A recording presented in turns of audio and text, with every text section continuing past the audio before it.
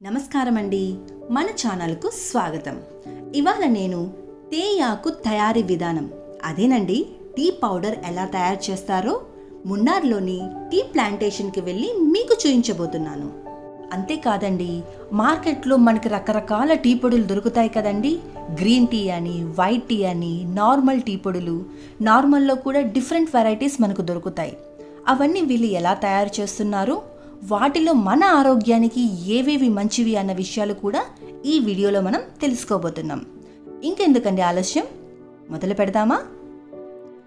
ఏ రకమైన టీ పొడి తయారు చేయాలన్నా మొదట ఆకులను చెట్ల నుంచి సేకరించడం జరుగుతుందండి. ఈ విధంగా వీళ్ళు ఆకులను కోసి బుట్టలో వేసుకొని ఫ్యాక్టరీకి తీసుకొస్తారు. ఇలా తీసుకొచ్చిన ఆకులన్నీ నీడన ఆరబెడతారండి. ఇలా ఆరబెట్టేసిన తర్వాత ఒక స్పెషల్గా డిజైన్ చేసిన మెషిన్లో పెట్టేసి ఈ ఆకులో ఉన్న తేమ శాతాన్ని సగభాగం తగ్గేదాకా ఉంచుతారండి. ఈ పద్ధతిని వితరింగ్ ప్రాసెస్ అంటారండి. ఇది వచ్చేసి సెకండ్ ప్రాసెస్. తర్వాత ఈ ఆకులన్నింటినీ రకరకాలుగా కట్ చేస్తారండి. చూడండి, ఇది వచ్చేసి ఫస్ట్ కట్, ఇక్కడ నుంచి సెకండ్ కట్కి వెళ్తున్నాయండి. నెక్స్ట్ సెకండ్ కటింగ్ తర్వాత థర్డ్ కట్ మెషిన్కి వెళ్తున్నాయండి. చూడండి, ఇది వచ్చేసి థర్డ్ కట్. అలా కట్ చేసుకున్న ఆకులన్నీ ఆటోమేటిక్గా అవే నెక్స్ట్ కటింగ్కి వెళ్ళిపోతాయండి. నాకైతే వీళ్ళు మాన్యువల్గా ఏమీ పెద్దగా చేస్తున్నట్టు అనిపించలేదండి, అన్నీ ఆటోమేటిక్గా జరిగిపోతున్నాయి. చూడండి, థర్డ్ కటింగ్ మెషిన్ తర్వాత నుంచి ఆటోమేటిక్గా అది ఫోర్త్ కటింగ్ మెషిన్కి వెళ్ళిపోతుంటాయి. జస్ట్ వీళ్ళు ఇక్కడ ఉన్న వాళ్ళంతా వచ్చిన వాళ్ళకి ఎక్స్ప్లెయిన్ బాగా చేస్తున్నారండి, ఆ విషయంలో మెచ్చుకోవచ్చు. చూడండి, ఫోర్త్ కటింగ్ మెషిన్ తర్వాత ఎలా ఉందో ఆ పౌడర్ కాదు, యాక్చువల్గా కట్ అయిందంతే. ఆకు గ్రీన్ కలర్లోనే ఉంది. ఎలా ఉందంటే గోరింటాకు నూరిన తర్వాత ఎలా ఉంటుందో అలా పొడి పొడిగా ఉంది. కాకపోతే నెక్స్ట్ ఆక్సిడేషన్ ప్రాసెస్ అండి. ఆక్సిడేషన్ అంటే ఫర్మెంటేషన్ అంటండి. అంటే ఆకుల్లో ఉన్న ఫ్లేవర్ని పెంచడానికి, అరోమా పెంచడానికి, కలర్ పెంచడానికి ఆక్సిడేషన్ యూస్ చేస్తారు. అలానే కొంచెం డ్రై అవుతుంది, కలర్ కూడా చేంజ్ అవుతుంది. చూడండి, ఇది వచ్చేసి బిఫోర్ ఆక్సిడేషన్, ఇది వచ్చేసి ఆఫ్టర్ ఆక్సిడేషన్ అండి. చూడండి ఎంత డిఫరెన్స్ ఉందో. మనం టీ కాచినప్పుడు చాలా కమ్మగా ఉంటుంది కదండి, దానికి కారణం ఈ ఆక్సిడేషనే అండి. నార్మల్ టీలోనే మనకి రకరకాలుగా చూస్తుంటాం కదండి, దానికి కారణం ఈ ఆక్సిడేషన్ టైమింగ్ బట్టే ఉంటుందండి.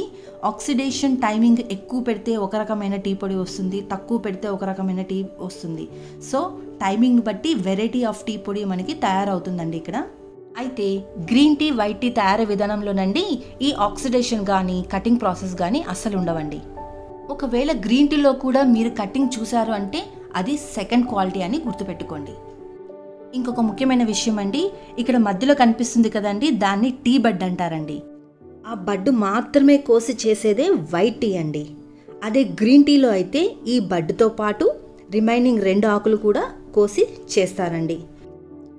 ఈ గ్రీన్ టీ, వైట్ టీ తయారీ విధానంలోనండి కష్టం అయితే చాలా ఉంటుందండి. ఎందుకంటే చిగురు మాత్రమే కోయాలి కదండి, చాలా కష్టం. ఇందులో ఆక్సిడేషన్ ప్రాసెస్ ఉండదు కాబట్టి ఇది కొంచెం హెల్దీ అని చెప్తుంటారండి రిమైనింగ్ నార్మల్ టీతో పోలిస్తే. అండ్ కాస్ట్ కూడా చాలా ఎక్కువగా ఉంటుందండి, నార్మల్ టీస్తో లాగా కాదు, ఇది చాలా కాస్ట్ ఎక్కువగా ఉంటుంది. ఇందులో సెకండ్ క్వాలిటీస్ కూడా దొరుకుతాయి, అవి కొంచెం కాస్ట్ తక్కువగా ఉంటాయి. సో ఆక్సిడేషన్ ప్రాసెస్ తర్వాత డ్రైయింగ్ ప్రాసెస్కి వెళ్ళిపోతుందండి. ఈ ప్రాసెస్లో ఒక స్పెసిఫిక్ టెంపరేచర్ దగ్గర పెట్టేసేసి పూర్తిగా డ్రై చేసేస్తారండి. ఆ తర్వాత ప్యాకింగ్కి టీ పౌడర్ వెళ్ళిపోతుందండి. ఆ ప్యాకింగ్ చేసే దగ్గర కూడా క్వాలిటీ చెకింగ్ చేసి మరీ ప్యాక్ చేస్తారండి వీళ్ళు. ఇక్కడ చూడండి, ఇక్కడ సైజుల వారీగా టీ పౌడర్ డివైడ్ అయిపోతుందండి.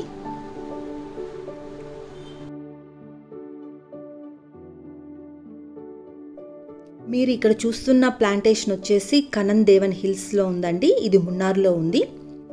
మీకు ఏవైనా ప్రోడక్ట్స్ కావాలంటే వెబ్సైట్ కూడా ఉందండి, అందులో వెళ్ళి మనకు కావాల్సిన టైప్ ఆఫ్ టీ వెరైటీస్ని మనం ఆర్డర్ చేసుకోవచ్చండి, డైరెక్ట్గా ఇంటికి వచ్చేస్తాయి. జై హింద్.